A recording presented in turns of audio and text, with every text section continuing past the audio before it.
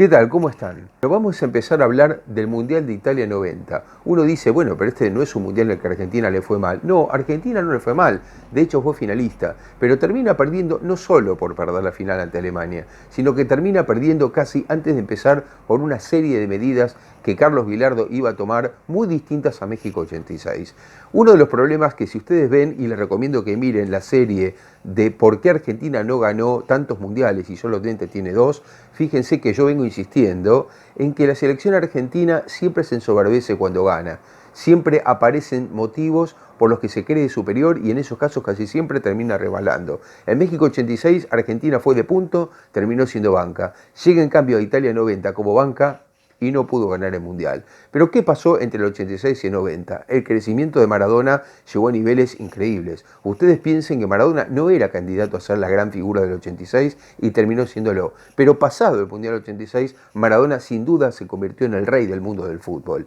Entonces ya en Nápoles era un semidios y Maradona comenzó a tener esta serie de problemas por los cuales empezó a exigir una cantidad de cosas que Carlos Bilardo pensó que era lo más conveniente aceptar. A diferencia de César Luis Menotti, que no transigía con esto, Carlos Bilardo pensó que lo mejor para el ecosistema de la selección argentina era que Maradona decidiera a piacere y hasta casi se entrenara de manera diferenciada con respecto a sus compañeros. ¿Qué pasó con esto? Que Maradona estaba enfrentado especialmente a dos jugadores, por cuestiones personales, a Pasarela y a Ramón Díaz. Ramón Díaz era una gran figura del fútbol europeo, era un gran goleador que estaba en el momento más maduro, en el mejor momento tal vez de su carrera, ya consolidado como estrella en el fútbol europeo, y sin embargo no era convocado para la selección, es decir, empezaron estos caprichos que iban a ser una constante en la selección argentina en su historia.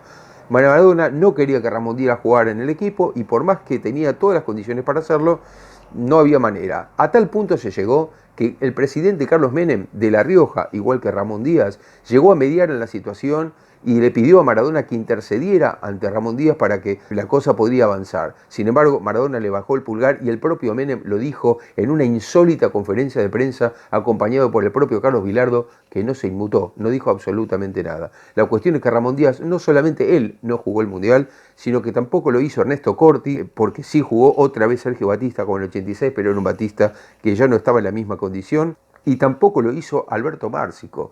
Les voy a contar una anécdota muy cortita. Una vez caminando con el gran colega Jesús Ferro, un argentino que vivió muchos años en Madrid, por el centro de prensa Gaetano Girea en el Mundial de 90 en Roma, íbamos caminando los dos hablando, por supuesto, en nuestro castellano argentino y una persona bastante robusta, bastante regordeta atrás nos tocó la espalda y nos dijo, ¿ustedes son argentinos? Con un acento francés. Le dijimos que sí y nos dijo, ¿y por qué no está Márcico en esta selección? Entonces le explicábamos que simplemente Carlos Bilardo no lo tomaba en cuenta y él nos dijo, yo soy de Toulouse y me vuelvo loco con los festivales de Márcico cada fin de semana, no entiendo cómo no está aquí. Cuando nos dio la tarjeta de presentación era nada más y nada menos que Jules Fontaine, el máximo goleador de la historia de un mundial. Fontaine no podía entender cómo Márcico no estaba en esa selección. En cambio sí estuvieron Gabriel Calderón, Abel Balbo y muchos otros jugadores que en comparación con los que yo les digo no calificaban, estaban bastante lejos. También Valdano la pasó mal, un Valdano que insólitamente fuimos testigos en la Copa América del 89 en Brasil, como él, cubriendo como periodista esa Copa ya retirado, fue llamado por Carlos Bilardo para convencerlo de que volviera a jugar solo para tener un delantero alto en el Mundial que pudiera ayudarlo en el juego aéreo. Finalmente Valdano se ahogó prácticamente a la orilla, no pudo jugar ese Mundial porque físicamente Bilardo pensó que no estaba en condiciones. Todo este microclima hizo que finalmente la selección argentina, además en un clima muy negativo porque empezó jugando con Camerún en San Siro, estuvimos en ese partido y era ensordecedor el aliento a los camerunenses y en contra de Maradona al que insultaban en todo el estadio por aquello de la rivalidad Milan-Napoli. Lógicamente, la selección empezó perdiendo contra Camerún 1-0 en el partido inaugural, algo que le pasó ya siendo campeona del mundo, y esto hizo que ustedes recordarán, o algunos seguramente sabrán, aquella frase de Bilardo que dijo, nosotros solamente podemos volver a Argentina si seguimos perdiendo o disfrazados de árabe, o prefiero que el avión se caiga y no volvamos nunca más.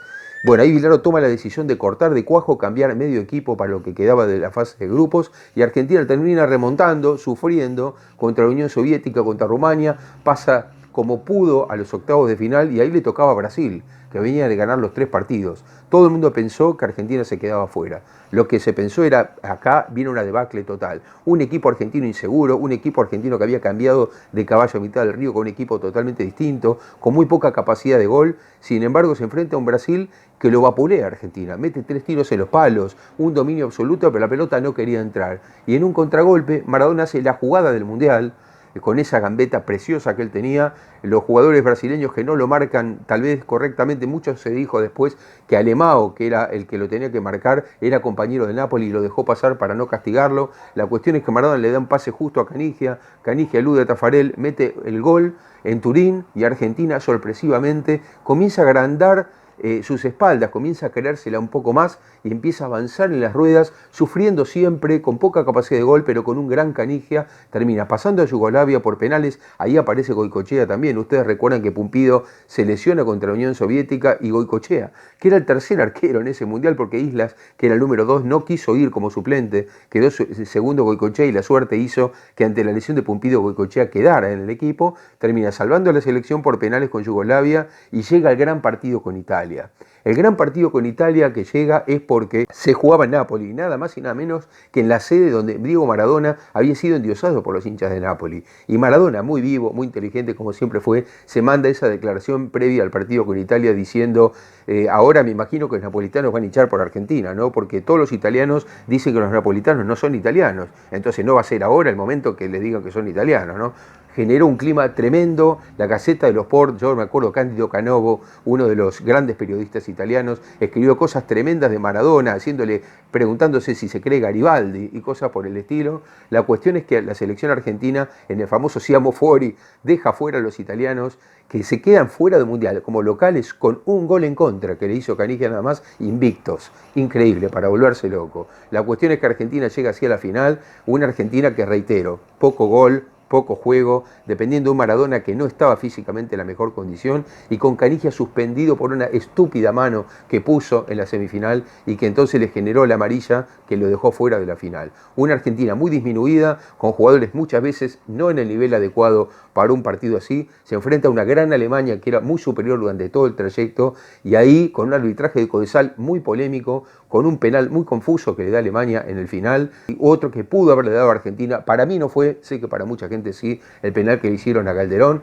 La selección argentina con 2 expulsados además y con un Bilardo que nunca pudo explicar por qué jugaron esos jugadores y no otros, termina perdiendo y quejándose y rodeando al árbitro con mucho victimismo en un partido además muy bronco, en un estadio olímpico de Roma que insultó a Maradona, que le devolvió el insulto, mirando a cámara a los hinchas italianos, pero la selección argentina, que pudo haber hecho mucho más con otros jugadores, no es que esto era lo único que tenía, siempre lo hablamos con Bilardo y siempre dije lo mismo, el responsable de haber llevado a esos jugadores y no otros fue el técnico, así como en el 86 armó un gran microclima, en el 90 lo hizo, pero los jugadores no eran los adecuados y Argentina no pudo ganar un mundial que tal vez en otra condición sí lo hubiera ganado.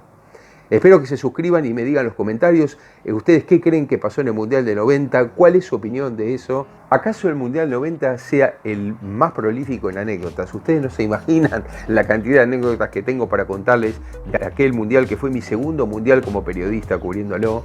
Pero bueno, como justamente no sé si a ustedes les gusta tanto y qué tipo de anécdotas quieren que yo les cuente, escríbame y háganme comentarios sobre eso.